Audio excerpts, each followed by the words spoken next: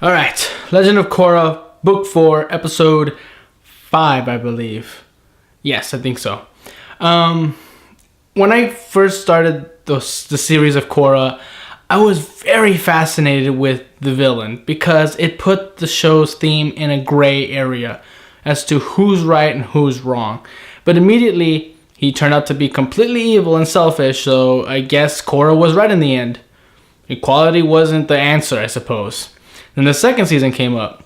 Balance between spirits and humanity. Not too much of a bad goal, but again, the guy's so evil. Boom, we gotta put him down.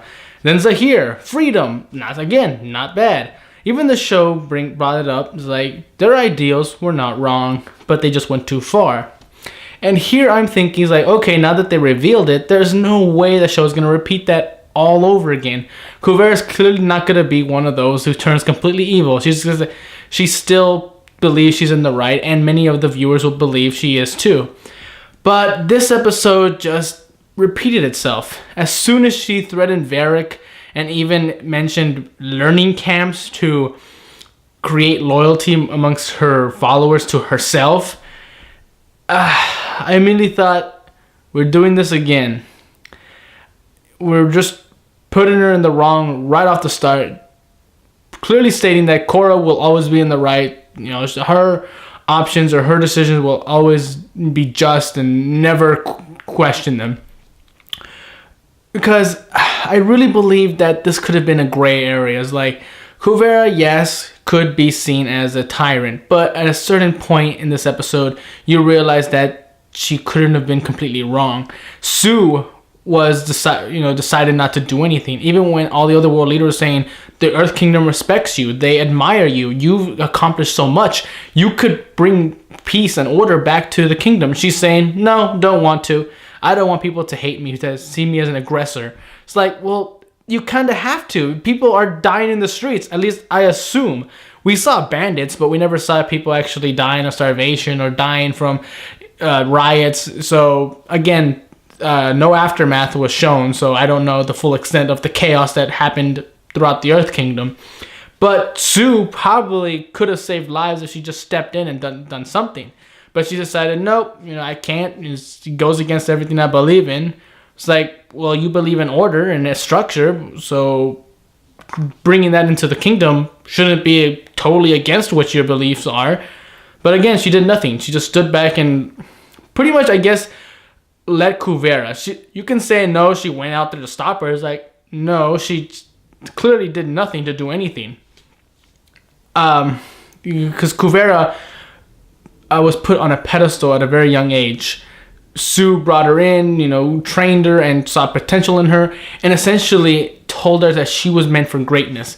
And when Sue had someone she admired tell her that she was great, she immediately had to create standards that didn't even exist, but she created herself for herself, and now she has to live up to those. I guess it's in case she believes this is a matter of surpassing the master. Sue is no longer as great as she thought she was. It's like, no, I have to surpass her. I'm clearly the one who's supposed to follow in her footsteps, even when she's back down from this path that she created.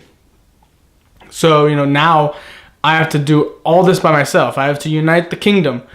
And I guess it's going to her head. She's going insane and stuff like that. But I don't know. I would have liked more of a gray area. It's like no one knows who's right. It was just a matter of opinion. You can debate it, for years and years and never come to a conclusion, because even realistically, there shouldn't be a conclusion to this sort of situation. So I kind of do like that Korra isn't really picking a side yet. She's just kind of the messenger trying to bring peace and compromise between both sides. Like, Kuvera, come on, can you just, I don't know, back off a bit? I don't know, Sue, can you do something to, give her something to satisfy her hunger, I suppose? But she's just going back and forth like, please don't kill the messenger. I just came back from a 3-year vacation and I don't want to come back to a war that could kill me again. So it's kind of funny to see that. And you can also say that even Sue is not in the right, because she immediately, in the middle of the night, is going to go into the encampment and attack Kuvera's soldiers. I mean, really, Sue? You're standing there saying no, inaction is the right course. Not stepping in and not being seen as an aggressor is what I decided not to do. But here you are, Kuvera's on your doorstep, not really doing anything, and you're gonna decide to just jump in there and attack, possibly risking your life and the risk of your sons that you brought with you.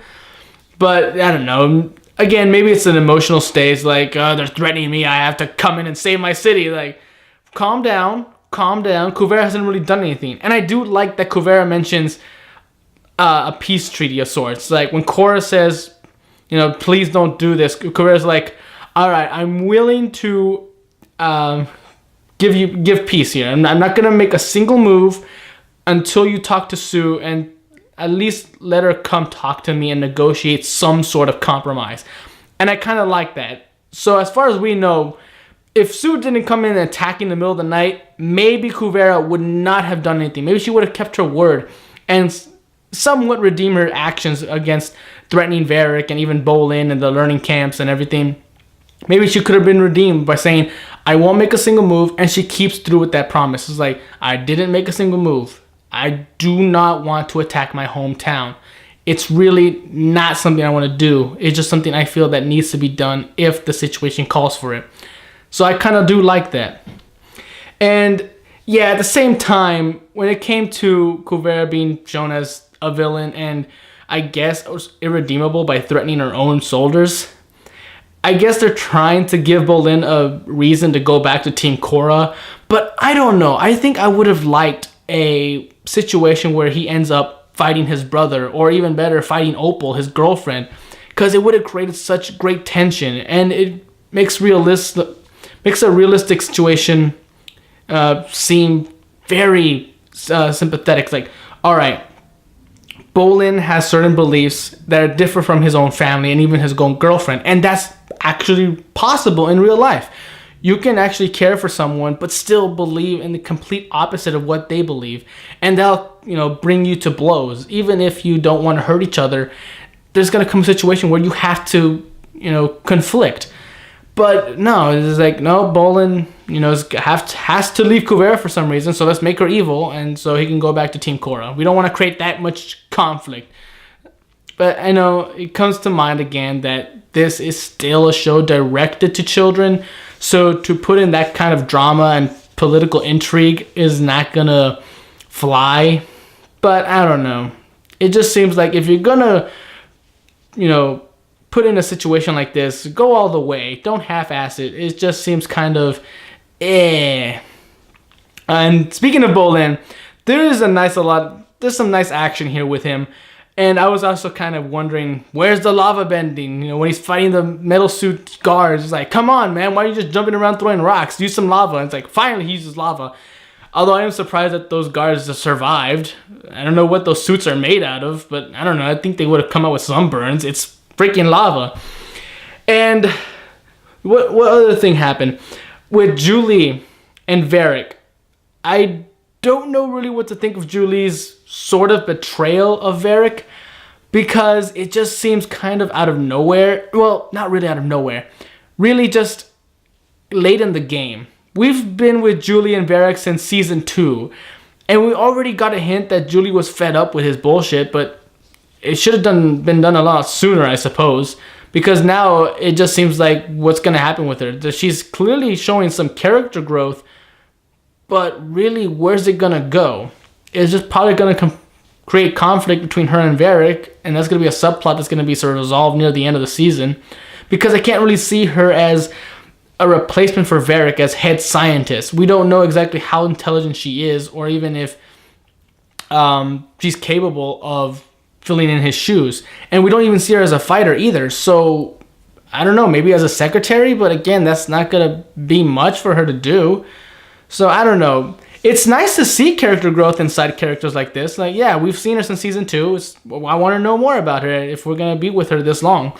But waiting until season 4, I don't know, when there's already so much going on, it just seems like there's not going to be enough to actually satisfy me with her character. But who knows? Maybe she'll do something amazing in the season.